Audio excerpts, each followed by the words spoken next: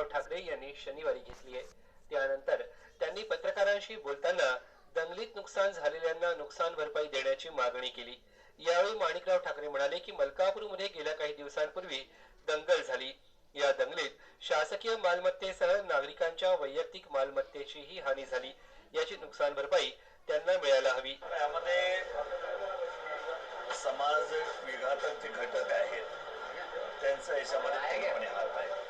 मग ते कोणी असो, कुठल्याही समाजाचा असो, कुठल्याही धर्माचा असो, आणि अशा शक्तीमुळे अशा प्रकारची घटना घडणार आणि अशा शक्तींपासून सर्वांनी सावध असलं पाहिजे। सर्वांनी अमन आणि शांती ठेवली पाहिजे। या दृष्टिकोनातून हे सांगण्याकरता मी या ठिकाणी आलेला।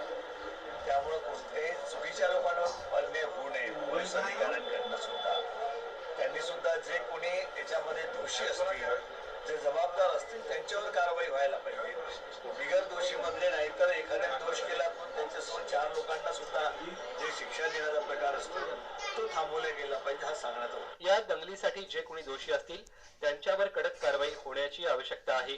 कारवाई करताना दोषी कोणत्या पक्षाचा किंवा कोणत्या धर्माचा आहे हे न बघता निष्पक्ष कारवाई व्हायला हवी।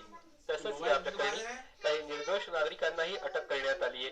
पोलिसांनी या प्रकरणाचा तपास करून दोषींवर कारवाई करीत निर्दोष असलेल्यांना सोडण्याची मागणी त्यांनी केली। Fahim Deshmukh, UCN news, Buldhana. शेगाव येथील मंथन बहुउद्देशीय संस्थेच्या वतीनं रविवारी अन्न